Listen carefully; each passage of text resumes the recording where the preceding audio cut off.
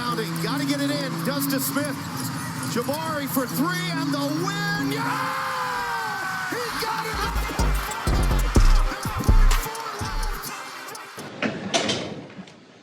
Take a 37-year-old out of the game for 2 minutes, and you lose a 13-point lead, 11-0 run. That's what went wrong. We're here to Field Rocks News. This is Rocks Field Podcast. Of course, I'm the host of Sharp Binkley. You can always find me on Twitter at Binkley Hoops, and my written work over at Rockets on SI. And you can also see me weekly on Fox 26 with Nate Griffin, talking, of course, about your Houston Rockets. And as you saw in that first clip, it was not a happy night again for the Houston Rockets, and again against the Portland Trailblazers as they lost last night 111-105. Another disappointing game where the Rockets had a double-digit lead going into the fourth quarter. And as you heard there from Ime, it quickly went away as soon as Kevin Durant went to the bench. So on today's show, of course, I'm going to be talking about the last couple of games and also talking about what's been happening in the last 4 games that the Rockets have struggled shooting just from all over the court, not just three-point range, from inside the paint, free throw line, everywhere. And it kind of, correlates with a certain guy being out of the lineup. I know a lot of people kind of pushing back on me about Alperen Sengun and the reason why the Rockets have been struggling, but it's kind of, can't overlook why they've been struggling. So I'm going to talk a little bit about that. But first off, definitely, let's go ahead and talk about these last couple of games. Of course, the Rockets lost the other night by 1 point, where Tari Eason's tip came a fraction of a second too late, and the Rockets lost that game 103-102. And then you go into last night's game where you thought the Rockets would come out and play with a lot more passion because they just basically let Portland do whatever they want, especially Avia in that fourth quarter. And that's the reason why they lost the game. They came out in this game, definitely played a lot better defense, even though it was kind of back and forth for most of the game. Even though the Rockets were playing better defense overall, taking the ball out of Avia's hands most of the game, but then they had other players step up for them and was able to kind of keep the game close. The Rockets did have the lead at half after trailing by 10 the other night, which was a good sign. And then the Rockets third quarter had a great third quarter, especially Reece Sheppard. He had 3 threes in the third quarter. Rockets took a 13-point lead into the fourth quarter, and then, like they normally do, they take Kevin Durant at the beginning of the fourth quarter, and then just everything just fell apart. You can kind of tell early. May call a timeout only 2 or 3 minutes into the fourth quarter because they gave up a couple of baskets and missed themselves.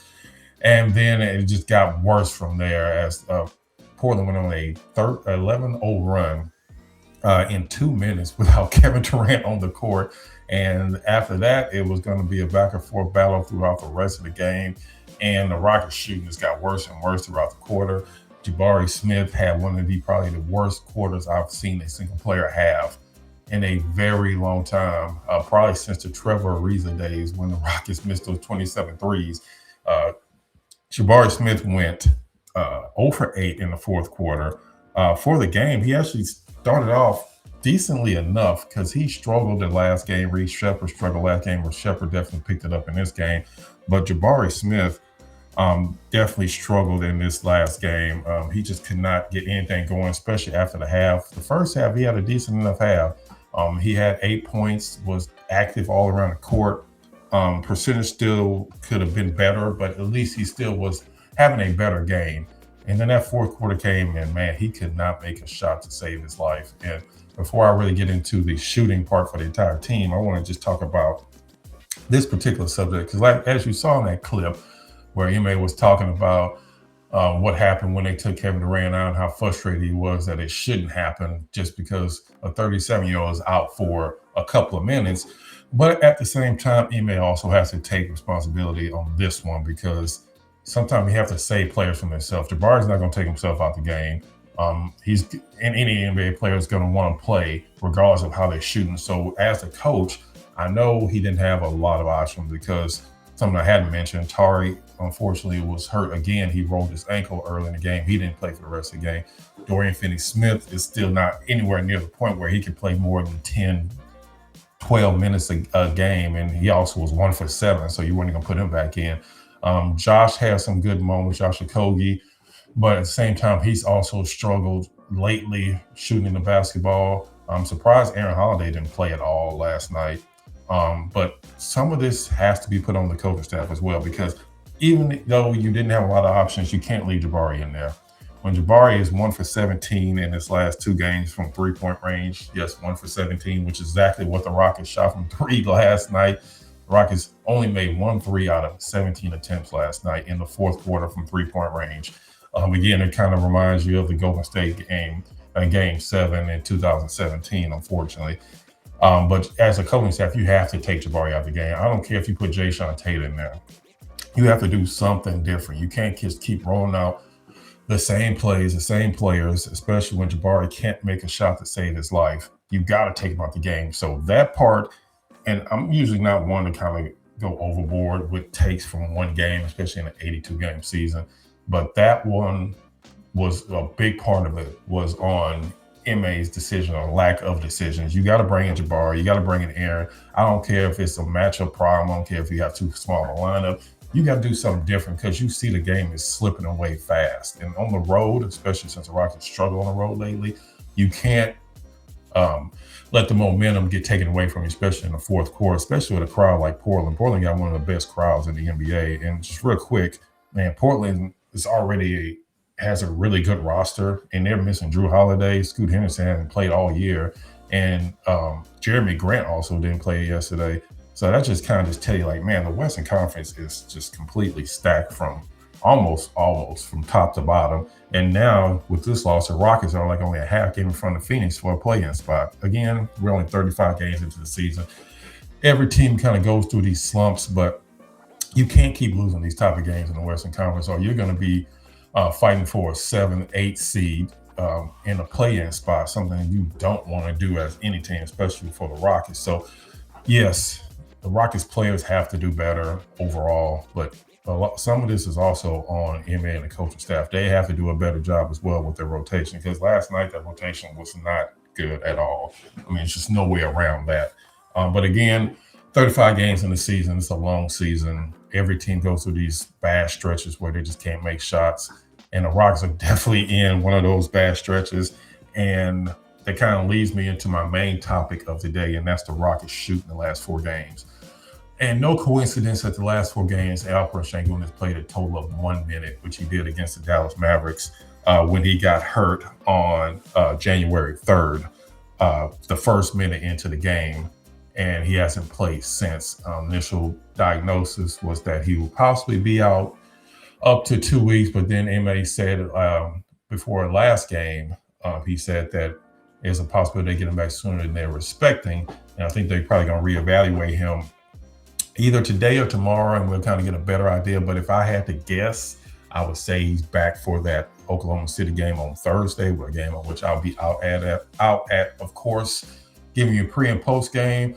If I had to guess, because when he first got hurt, worst case was that he'd possibly be out all the way to January 18th, which is the Minnesota game. But I think there's a possibility he's back this week and possibly against Oklahoma City. But of course, this is just me guessing. I don't have any inside information on that. So we'll kind of see how that plays out. But let's get into the horrible shooting for the Houston Rockets the last 4 games. The Rockets, like I said, have been shooting, to say the least, they've been really bad. They've been the worst shooting team in the NBA in January.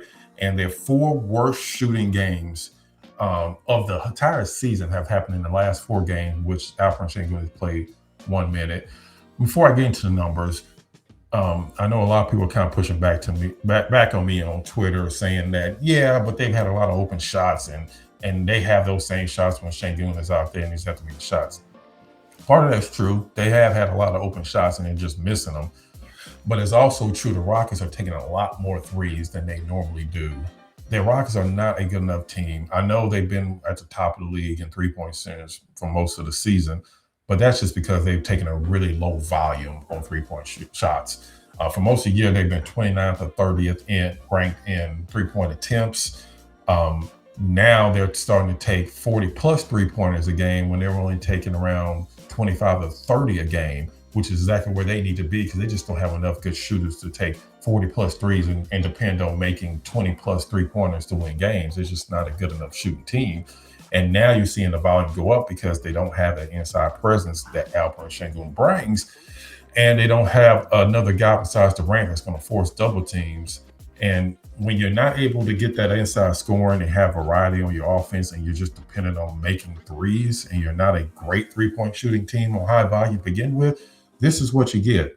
Like I said, last 4 games, the Rockets have their 4 worst shooting games of the season from the three-point range. That's just there's no way to look around it. It's 4 games is a small sample size. I will say that.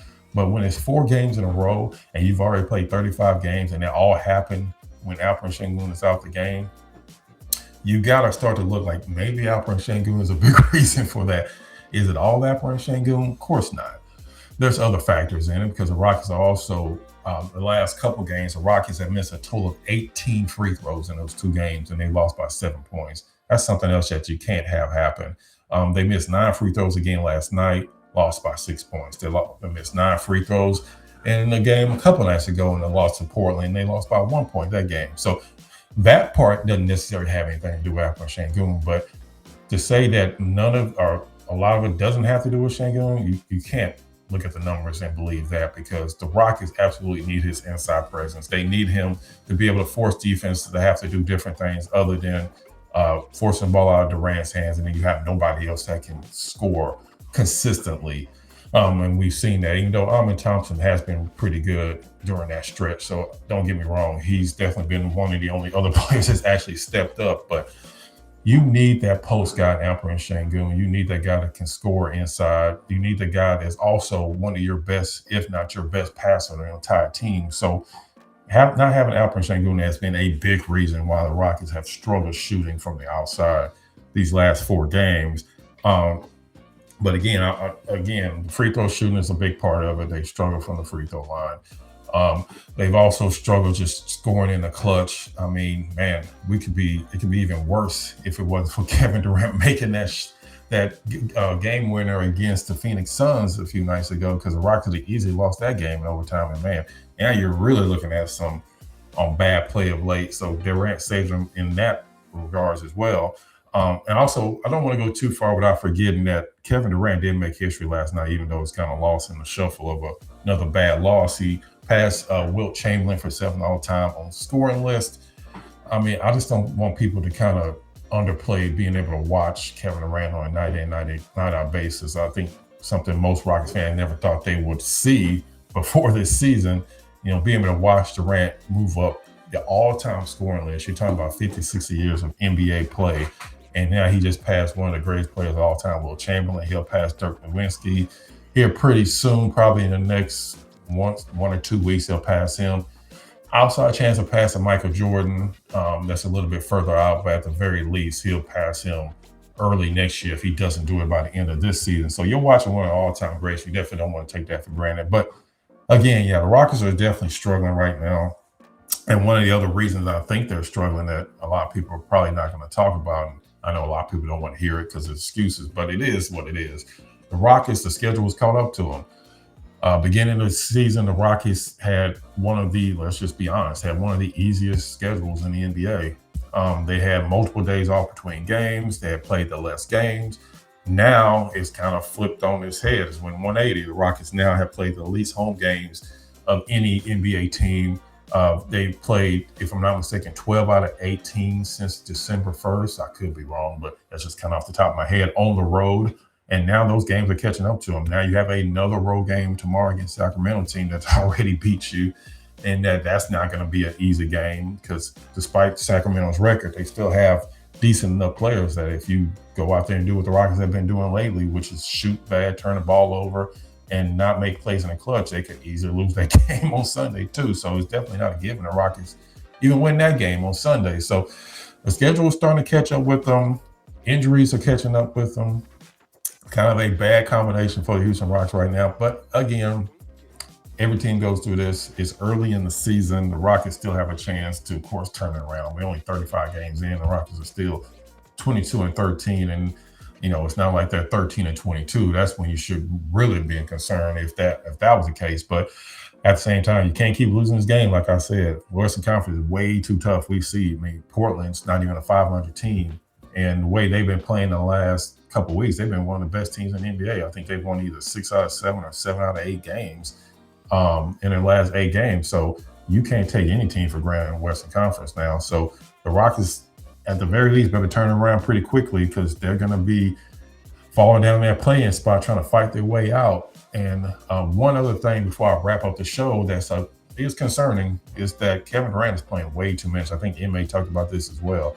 He's having to play 37 to 40 minutes a game for the Rockets to get these wins at 37 years old. And we know Kevin Durant has an injury history as well.